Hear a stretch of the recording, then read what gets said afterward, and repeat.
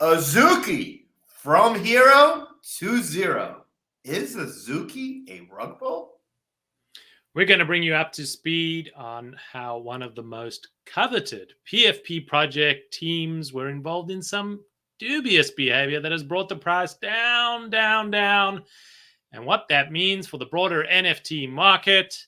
All the action, all the drama in this episode of Goats and the Metaverse. Stanley, how are you, my friend? I am doing okay. I'm doing a little bit better than the team and investors of Azuki. I can tell you that much.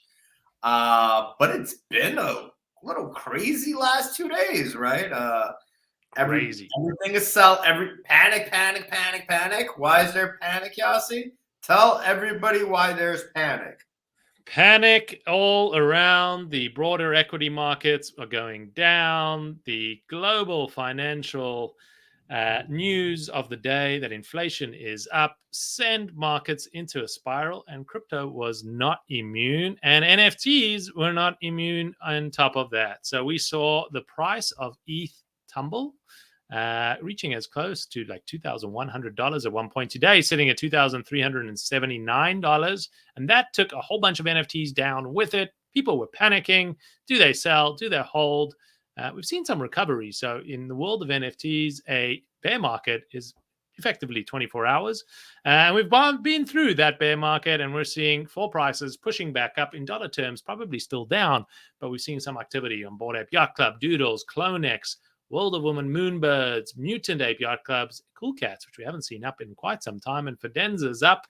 And a big reason why a number of those projects is up is because our friends, or maybe not our friends, but the community at Azuki and the Azuki project has seen some bloodshed. We've seen it go from 26 Ethereum, just want to repeat that, 26 Ethereum just a few days ago, 5 days ago, sitting on 9.5 ETH today and continuing to go down. We're going to share all of that information on what's happening in the Azuki world, but that money seems to, that ETH that people are getting out of seems to be going into these kind of blue chip projects, dark projects where people know the teams. Moonbirds, Bored Ape Yacht Club, biggest beneficiaries of that Azuki downward spiraling pressure. And that's what's going on in the market. Stanley. Before we get into Azuki, because we have a lot to say about there, yesterday ETH touched 2,200 or something along that number. Bored Ape Yacht Club apes were sitting at 88. Mutants, I think, were sitting at 17. Looking at there was so much panic. My phone was blowing up. What do we do? Where do we go? We're all going back to work at McDonald's and Wendy's, which I understand and I agree with.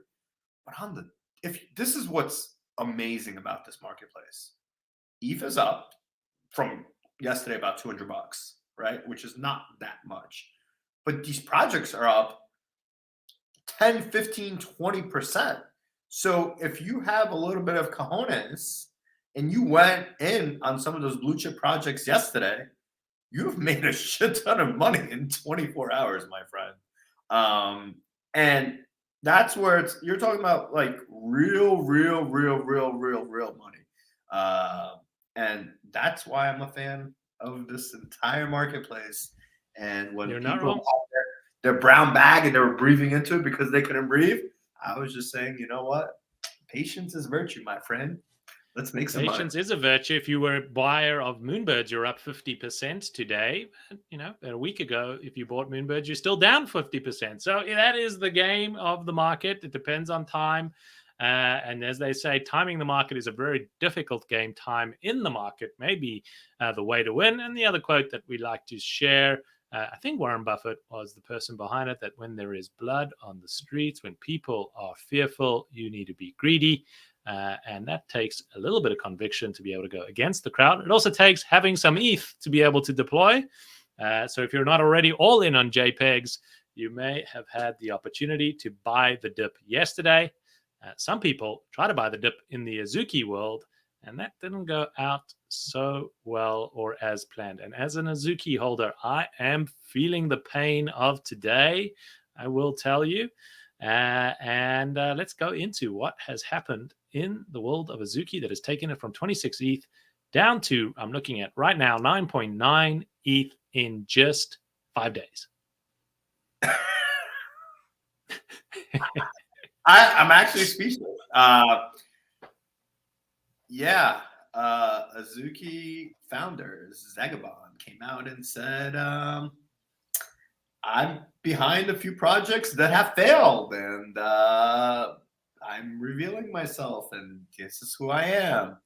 And everybody said, well, why is he coming out and saying such things? And there was a lot of controversy in the beginning, basically saying, wait a minute, this Azuki considered the next blue chip, or is considered a blue chip, considered this is the one that's going to go after BAYC and Yuga. Now he's coming out himself and saying that he's behind 3 failed projects.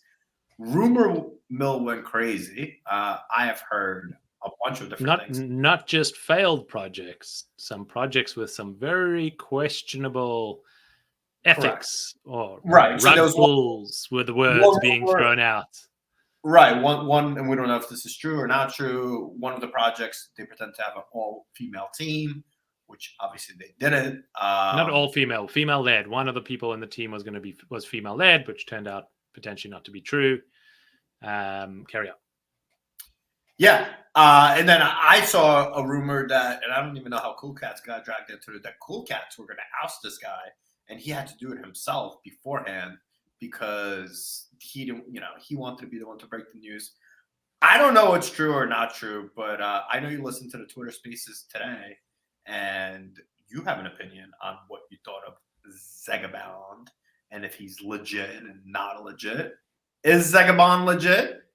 What was that Twitter Spaces today? How did you feel about it?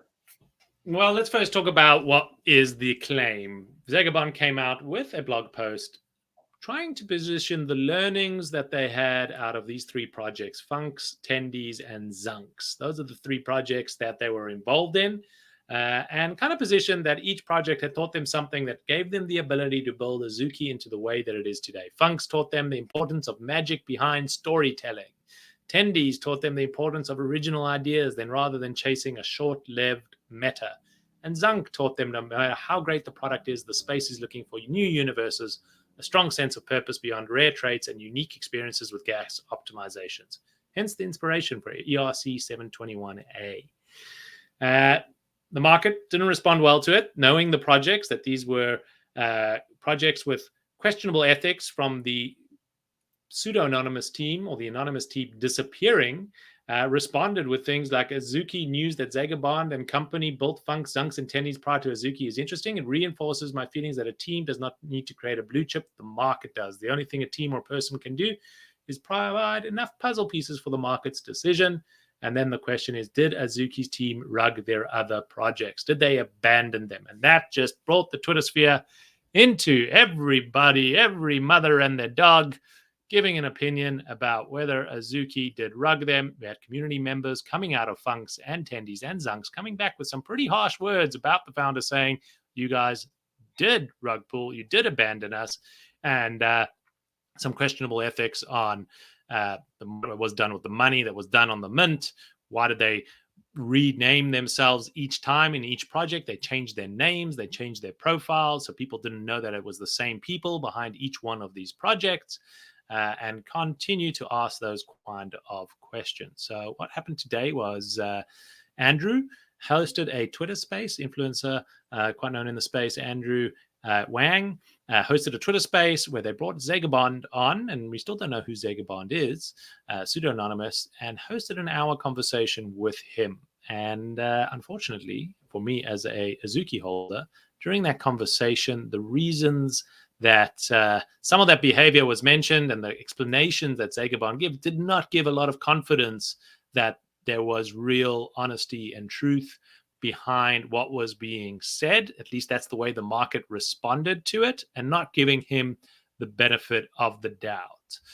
Comments like the Azuki spaces went about as horribly as you could imagine. Zegabon dodged questions, made zero promises for the future, basically said, I don't owe you anything to the victims of his previous rugs, and then left the space without saying goodbye. That's not what I heard on the Twitter space. That seems like a very harsh commentary from the audience, but those are the words that are coming out, and the rumor is reality in this game. And Azuki price went from 16 ETH prior to the Twitter space to 9.9 ETH. So a lot of whales dumping their Azukis and saying, I'm out.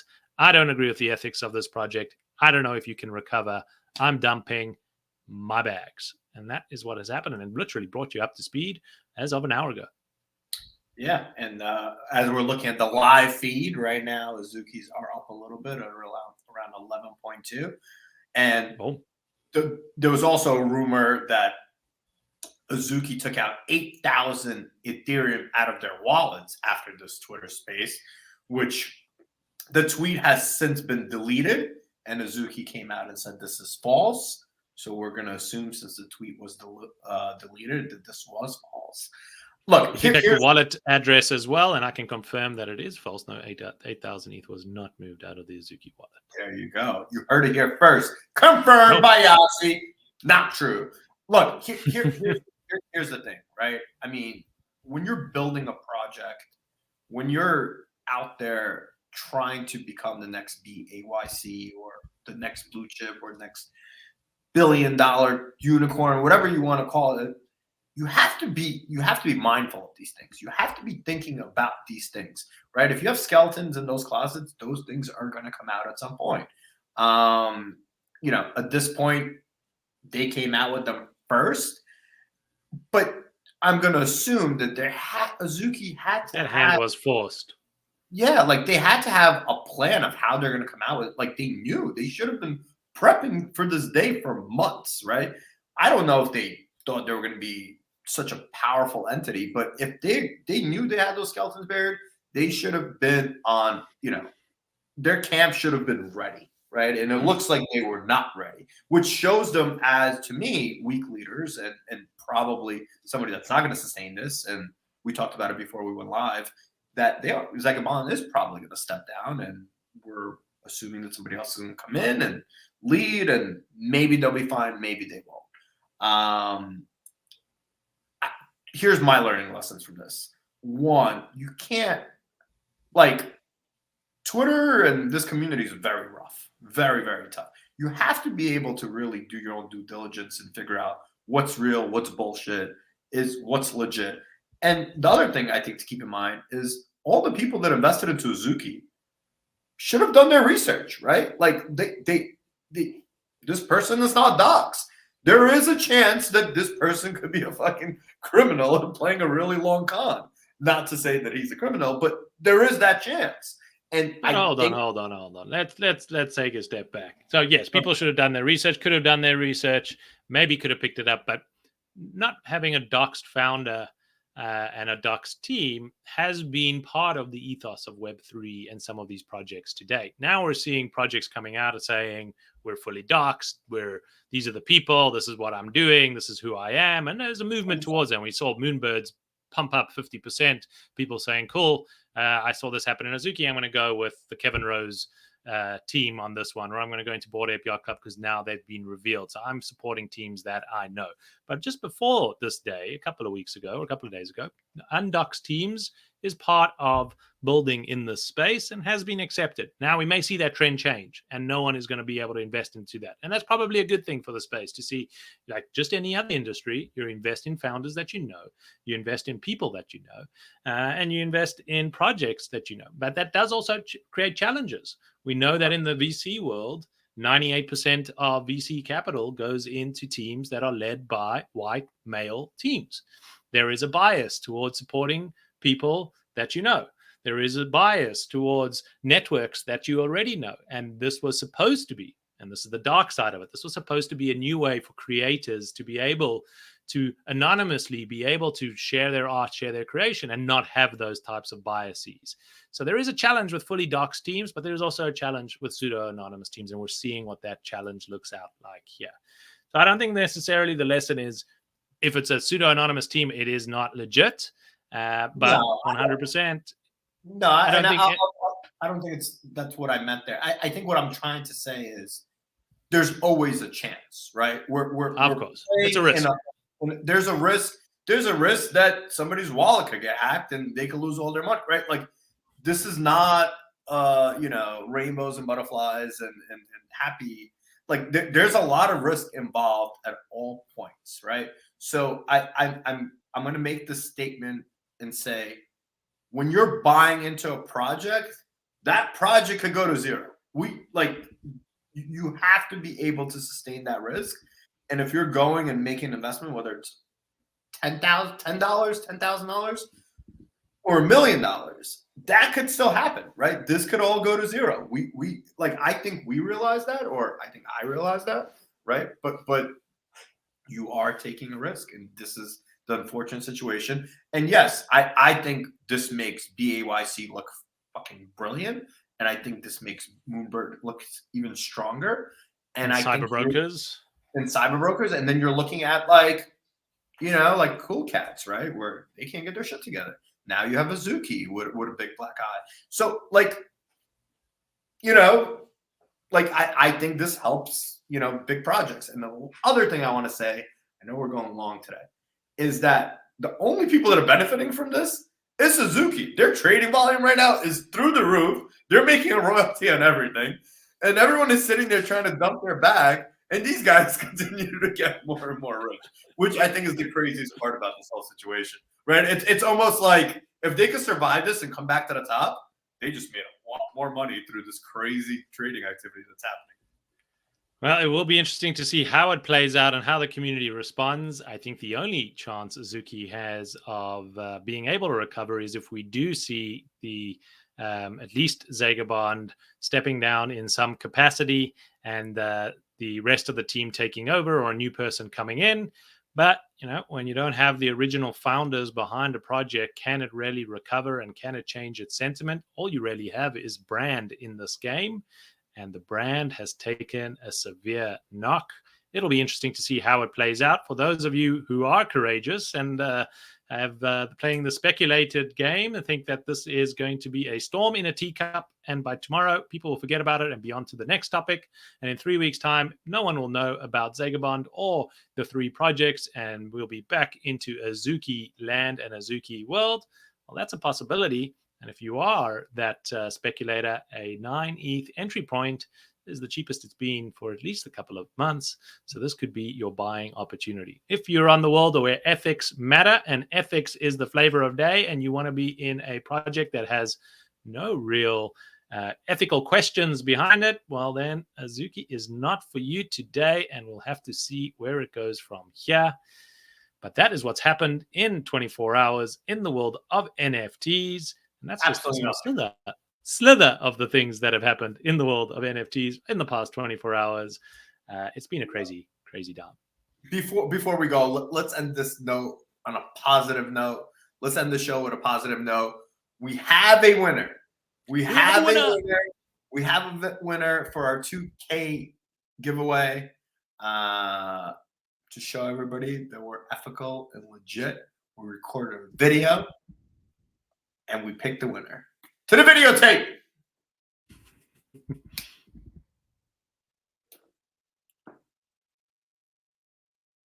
Real time. Shuffling names. Shuffle. And the algorithm will choose the winner. Show random names, number of winners.